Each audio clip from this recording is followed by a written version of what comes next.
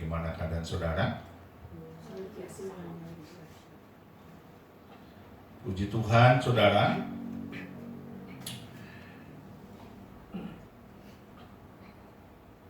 Hari ini kita akan mendengarkan sabda Tuhan, ya. Kita akan belajar dari seorang penjahat, bagaimana ia diselamatkan Tuhan. Dan ini membawa kita kepada sebuah pengajaran yang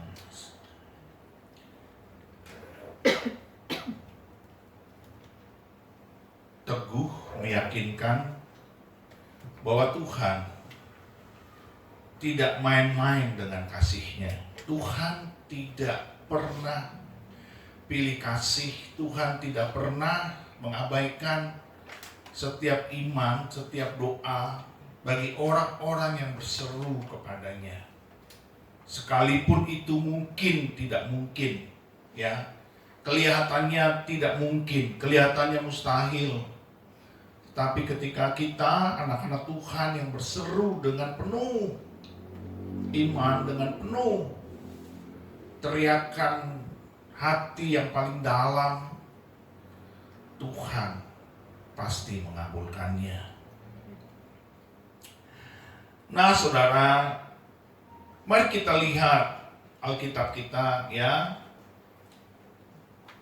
Hari-hari kemarin kita sudah mendengarkan tentang Via Dolorosa, kisah sengsara Kristus. Kita berbicara tentang kematian dan kebangkitan Kristus.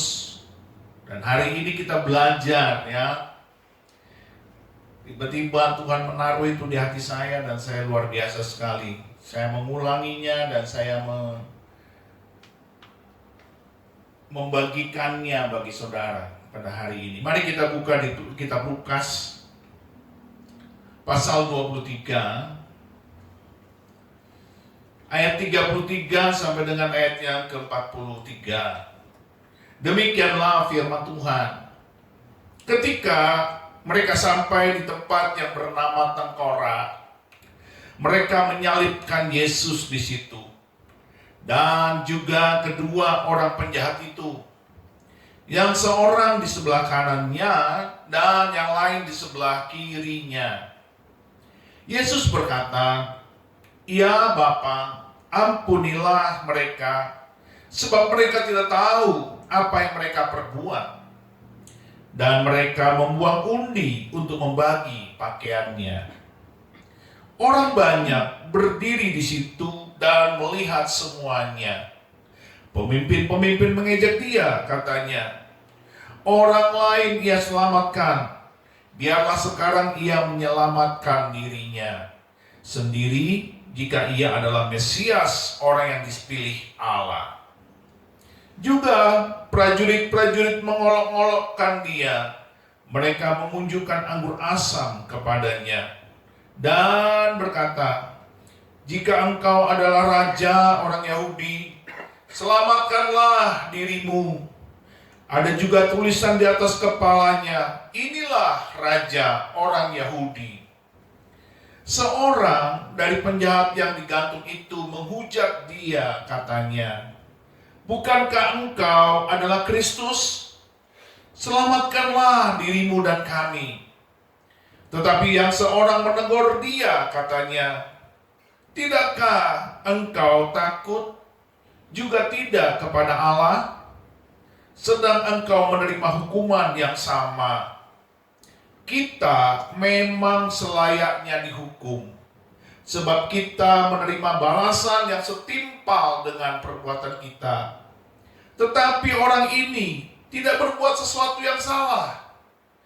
Lalu ia berkata, "Yesus, ingatlah akan aku apabila engkau datang sebagai raja."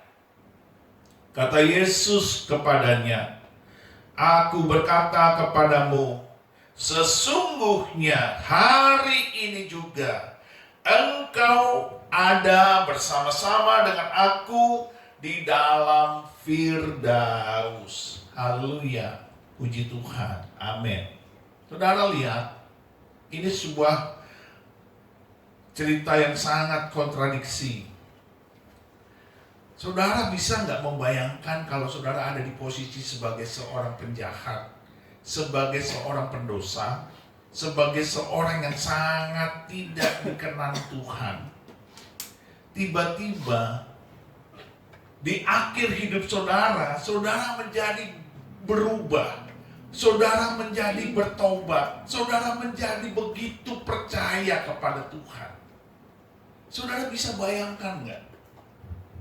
Saudara ingat ya, orang itu kalau disalib itu namanya orang terkutuk.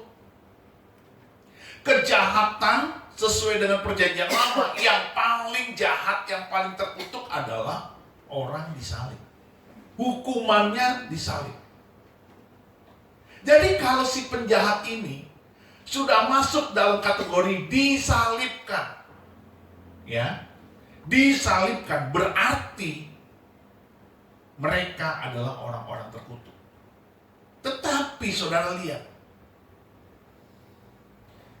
di akhir hidupnya, di last minute, di injury time kematiannya, dia berubah menjadi percaya. Saudara, ini buat saya tuh sulit untuk karena ini jahat sekali saudaraku. Berbeda kalau kita dalam posisi well done, kita baik-baik saja, kita oke, secara iman, secara kehidupan rohani, kita ini oke. Tetapi ini adalah seorang penjahat, dan sebelumnya dia juga membuli Yesus, menghujat Yesus. Ya, coba kita buka di kitab Matius, ya. Kita buka di kitab Matius, ini kita batasi, nanti kita kembali ke situ ya.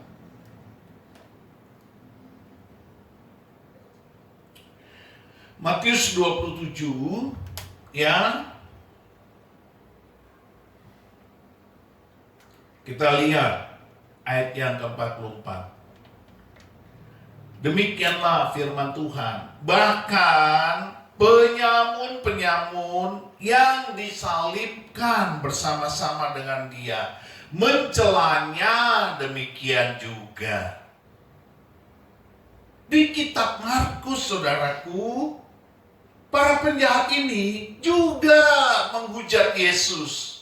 Tetapi tiba-tiba di kitab Lukas, kita bertemu tadi, kita kembali ke kitab Lukas, bahwa ternyata salah satu dari penjahat itu bertobat.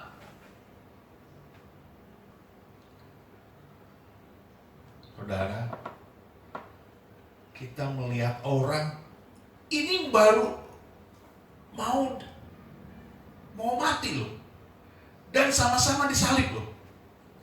Mau mati sama-sama disalib, itu masih menghujat, masih mencemooh, masih membuli, menghina Yesus. Ini saudara, orang kalau disalib banyak bicara, itu sesak nafasnya, mereka susah bicara. Disalib masih menghujat. Saudara bisa bayangkan ya, itu betapa ini betul-betul buat kita itu mengerikan, saudara. Mendingan kalau kita disalib, udah tangan terpaku, iya kan, kaki terpaku, diem saja, karena sakitnya bukan main. Tapi dia masih bisa mengolok-olok. Kedua penjahat ini, hebatnya itu, betapa jahatnya orang ini sampai dia masih kuat untuk menghina, padahal dia mau mati. Tapi di last minute, tiba-tiba yang di sebelah kanan, ketika temannya yang di sebelah kiri masih menghujat Tuhan, dia berkata begini, ya, tetapi yang seorang menegur dia, katanya, tidakkah engkau takut juga tidak kepada Allah, sedang engkau menerima hukuman yang sama. Kita memang selayaknya dihukum sebab kita menerima balasan yang setimpal dengan perbuatan kita. Tetapi orang ini tidak berbuat sesuatu yang salah. Coba lihat. Di kitab Matius, di kitab Markus, dia masih menghujat. Tiba-tiba di kitab Lukas, dia mengalami pertobatan. Ini keren banget, saudara. Saya mau bertanya kepada saudara ya.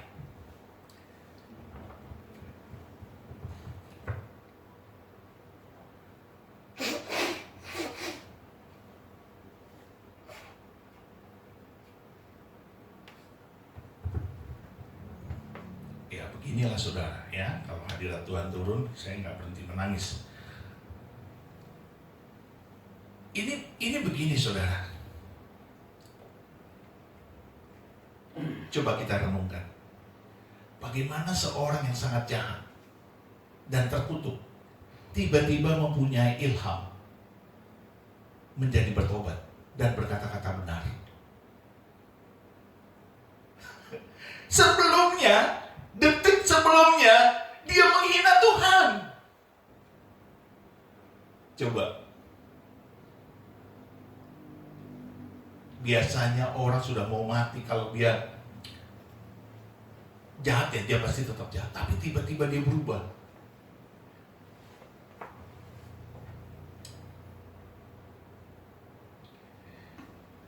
Bagaimana bisa terjadi itu? Keajaiban yang dahsyat itu.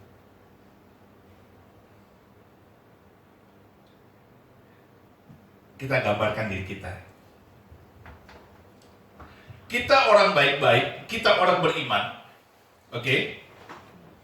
Kita rajin beribadah, kita rajin ke gereja.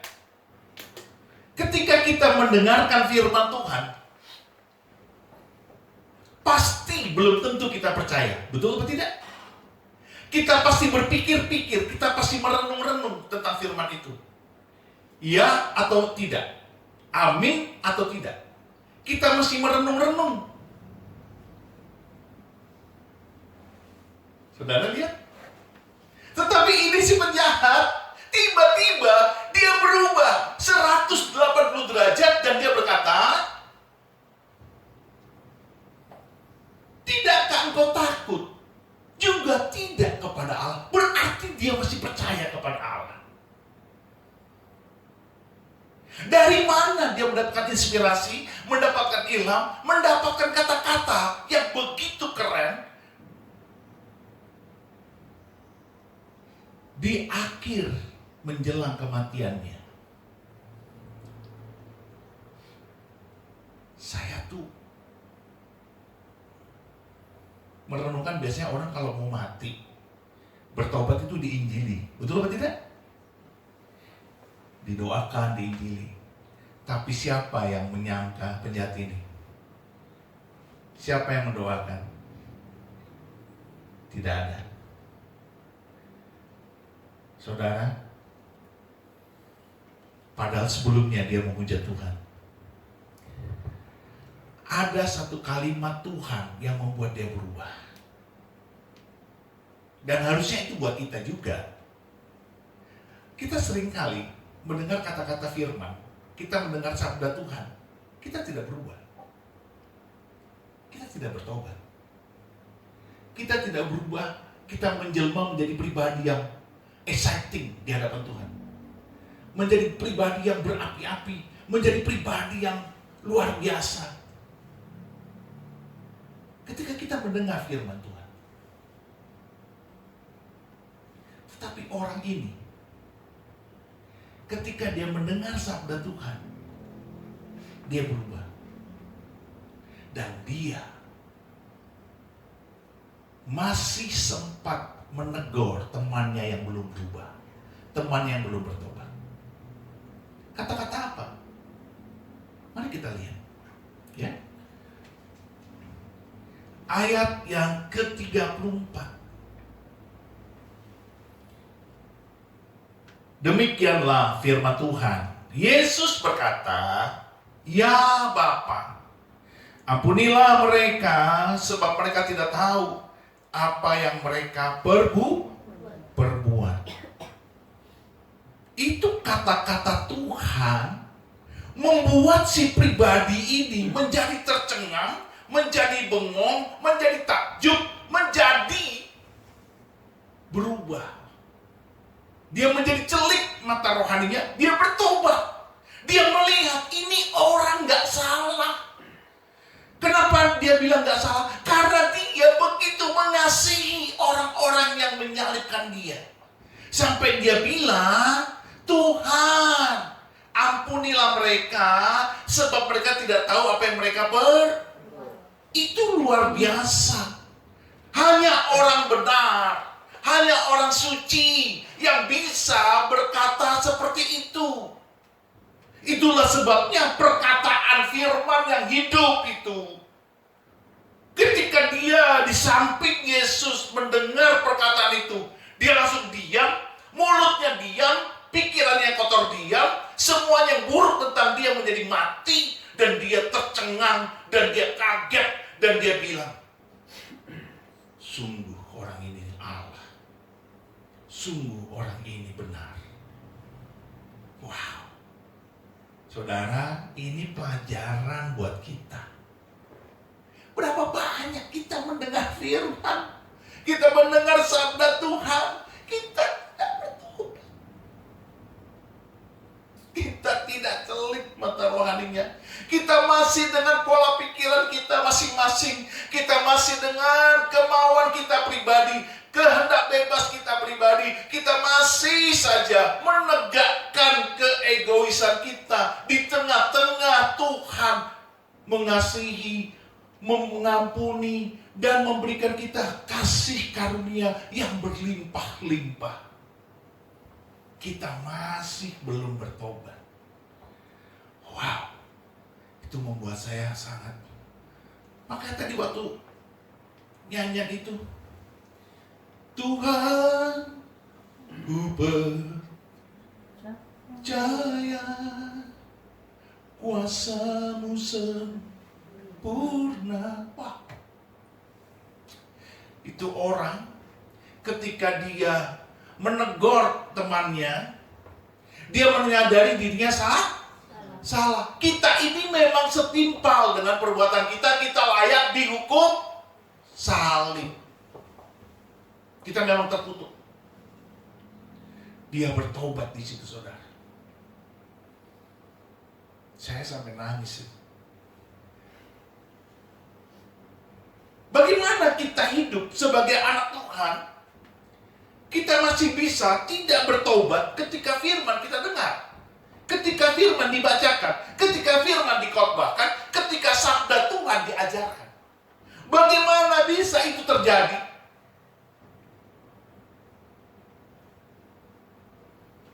Tetapi penjahat ini membuat kita celik mata rohani kita, bahwa ketika dia mendengar sabda Tuhan, sepotong sabda Tuhan. Sementara kita sudah berpotong-potong sabda Tuhan yang kita dengar, sudah berpotong-potong dan bertubi-tubi, bertebal-tebal dengan buku halaman ini. Tapi kita sangat lambat sekali untuk bertobat dan lahir baru, untuk berapi-api dan bersemangat, untuk bergairah di dalam Tuhan, untuk tetap dengan iman yang teguh, setia dan percaya, dan berjalan di dalam kehendak Allah. Tetapi dia hanya sepotong kalimat yang membuat dia takjub dan berubah total 180 derajat. Tuhan, Bapa di surga, janganlah kau tanggungkan dosa ini kepada mereka, sebab mereka tidak tahu apa yang mereka berbuat. Wow. Kita sudah sering mendengar sabda Tuhan, bermenit-menit, berjam-jam. Kalau ditambah-tambah jumlah-jumlah, mungkin bilangannya sudah berkilo-kilometer, ditumpuk-tumpuk sudah berpanjang-panjang ria. Kita lambat sekali untuk merasakan berubah. Lambat, sangat lambat. Tetapi dia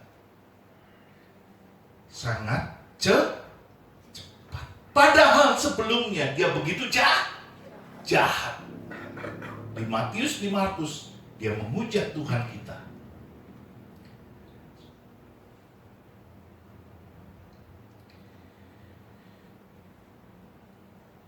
Saya mengundang kita semua, men-challenge kita semua.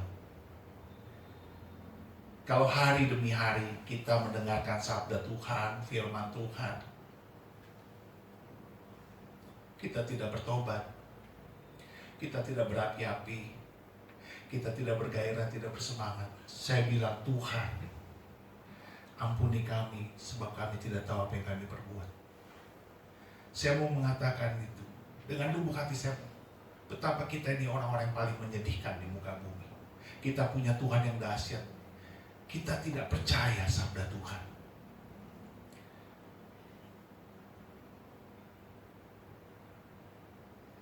Saya tidak mau menuduh saudara lambat beriman, tapi saya mau mengatakan, simpanlah ini, sebuah tantangan ini dalam hatimu, dan renungkanlah si penjahat ini. Betapa dia hanya mendengarkan satu saja, sepotong kalimat Yesus, dan itu membuat dia berubah total 180 derajat. Di khotbah-khotbah saya sebelumnya saya mengatakan, dari mana dia dapat perkataan itu? Tetapi setelah saya renungkan, ternyata dari ayat ini.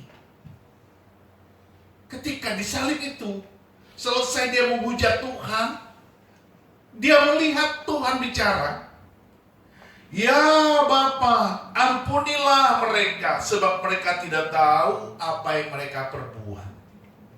Dia kaget. Lalu dia menegur temannya dan dia bilang, tidakkah kau takut kepada Tuhan, juga kepada Allah? Orang ini tidak bersalah, tetapi kita memang layak untuk dihukum karena kita berdosa, kita jahat, setimpal dengan perbuatan kita.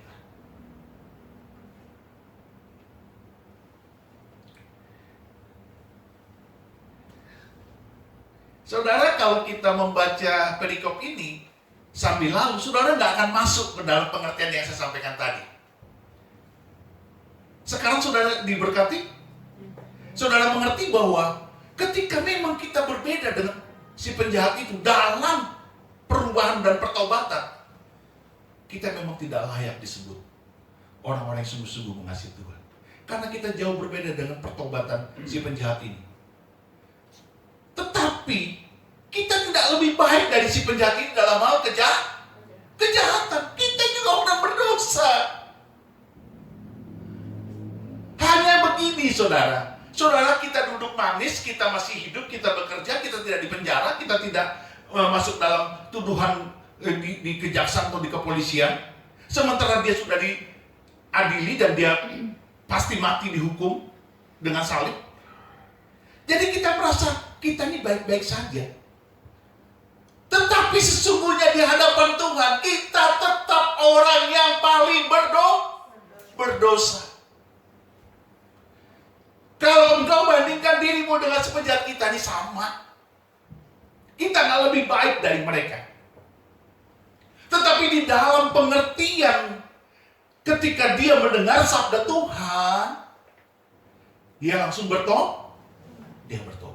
Sementara temannya tidak.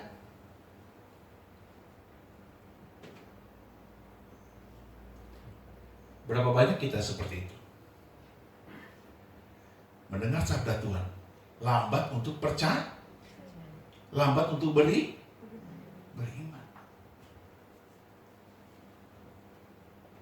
Sehingga kita sering menjadi pribadi yang imannya rapuh. Ada goncangan, ada persoalan, ada masalah, kita tidak bertambah kokoh, kita tidak bertambah yakin, kita tidak bertambah teguh, tapi kita malah menjadi letoy, menjadi lunglai, menjadi kisut, menjadi layu, menjadi lemah.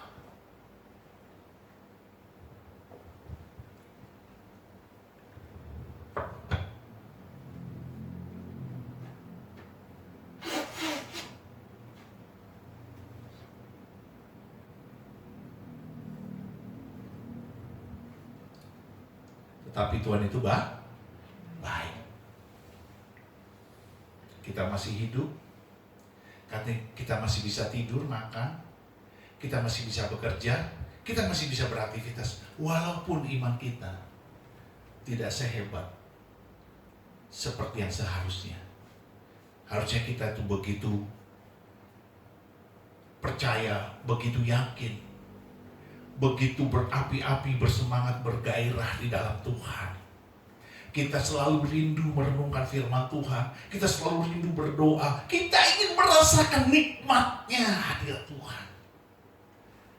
Kita ingin merasakan, Tuhan, kalau aku tuh berdoa nggak merasakan hadiratmu, aku nggak nikmat. Wah, kalau kita nggak merasakan damai sejahtera, kita nggak nikmat. Kita akan terus mencari sampai ketemu, sampai dapat, dan kita merasakan Tuhan di situ. Seringkali kita begitu legalistik, formalitas, dan liturgis. Kita berdoa, kata-katanya bagus, kata-katanya tertata, kata-katanya rapi, kata-katanya penuh dengan kalimat-kalimat yang baik. Tapi tidak powerful di dalam iman. Tidak ada urapan kalau kita bilang. Tidak ada kuasa. Kita tidak merasakan greget-greget gitu, saudaraku.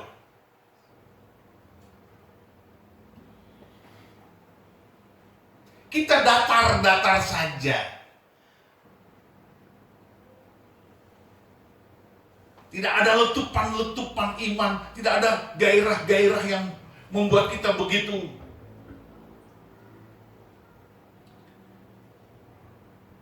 bersemangat, berapi-api.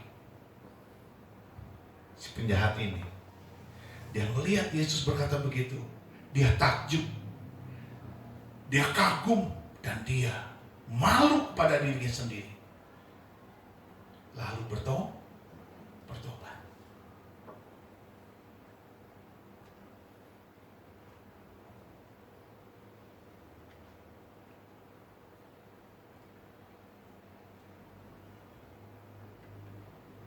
Satu ketika saya dengar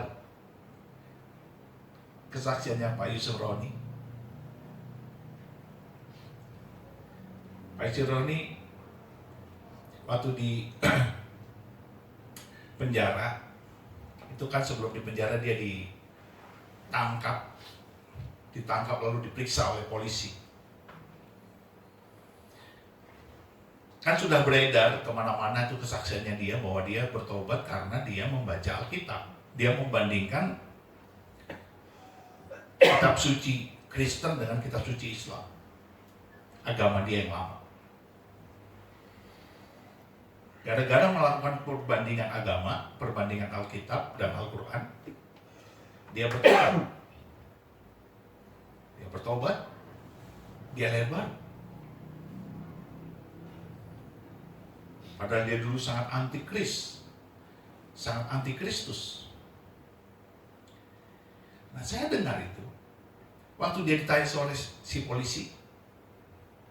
Polisinya tuh, resersernya bilang, ayat mana di Alkitab yang membuat bapakmu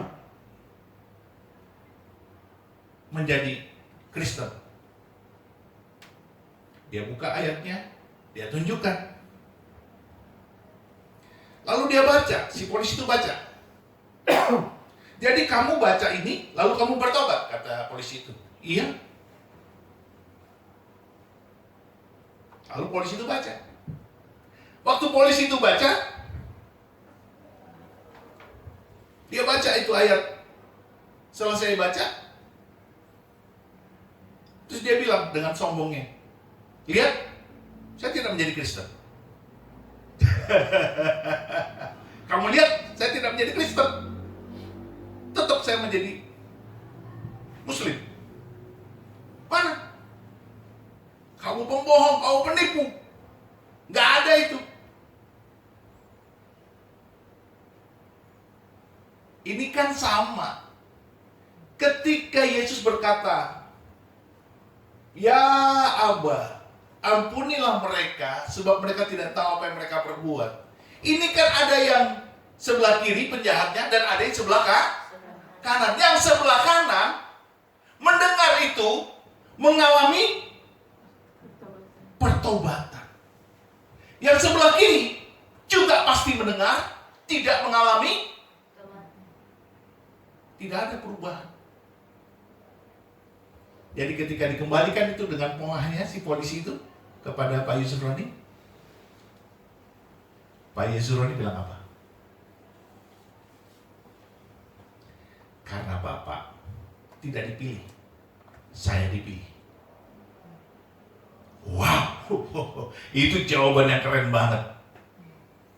Tetapi dipilih ataupun tidak dipilih, kan ada satu yang disebut kehendak bebas. Kita